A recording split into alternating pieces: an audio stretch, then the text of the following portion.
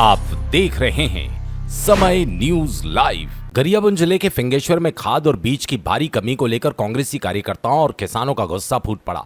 9 सूत्री मांगों को लेकर कांग्रेस ने जोरदार प्रदर्शन करते हुए सहकारी समिति कार्यालय में ताला जड़ दिया। इस दौरान प्रदर्शनकारियों ने सड़क पर उतरकर चक्का जाम किया और राज्य सरकार के खिलाफ जमकर नारेबाजी करते हुए पुतला दहन भी किया। कांग्रेस नेताओं का आरोप है कि खेती किसानी के सबसे महत्वपूर्ण समय में किसानों को पर्याप्त मात्रा में खाद और बीज उपलब्ध नहीं कराया जा रहा, जिससे किसान परेशान है।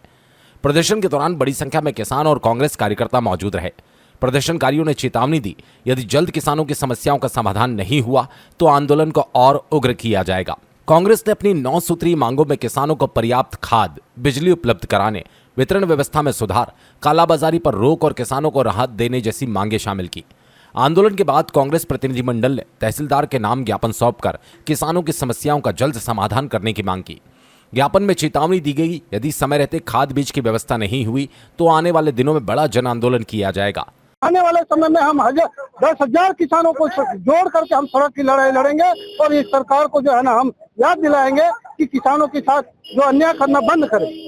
ये ट्रिपल इंजन की जो सरकार है, ये ट्रिपल इंजन की सरकार में आज आम जनता प्रत्येक वर्ग नाराज है, चाहे युवा वर्ग बोलो, चाहे किसान बोलो, चाहे महिलाएं बोलो, हर वर्ग नाराज है। आज की स्थिति में आप देखेंगे धान बुवाई का समय आ गया है और धान बुवाई के समय में ना ही बीज और ना ही खाद की उपलब्धता है और हमारे किसान भाइयों को प्रति एकड़ में एक बोरी डीएपी, एक बोरी यूरिया ही दिया जा रहा है, जो पर्याप्त नहीं है किसानों के लिए।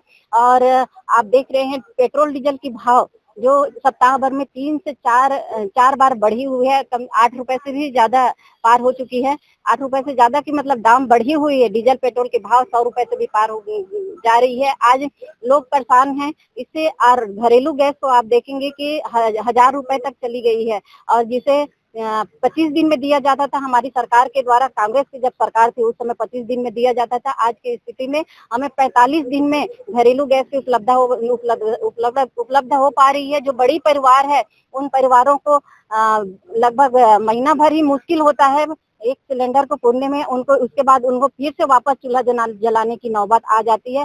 आज अच्छे दिन करके ये बीजेपी की ट्रिपल इंजन की सरकार लोगों को लुभावन दिए हुए और अच्छे दिन नहीं, ये बुरे दिन को वापस लेके आ रहे हैं। हम तो कहते हैं अच्छे दिन भले मत दो, लेकिन कम से कम वापस उसी दिन को दे दो जो पुरानी हमारी दिन थे। 5 साल पहले भूपेश बघेल की सरकार की जो वापस दिन थी, उसी दिन को ही हमें लौटा दो, उसी में हम लोग खुश थे। आज ट्रिपल इंजन की सरकार में प्रत्येक वर्ग आज परेशान है, इसलिए सड़क की लड़ाई लड़ रहे हैं, धरना प्रदर्शन किए, चक्का जाम किए और घेराव किए, पुतला दहन किए। किसानों के साथ जो अन्याय हो रहा है और उसको न्याय दिलाने के लिए आज उसके हक की लड़ाई के लिए हम लोग मैदान में उतरे हैं।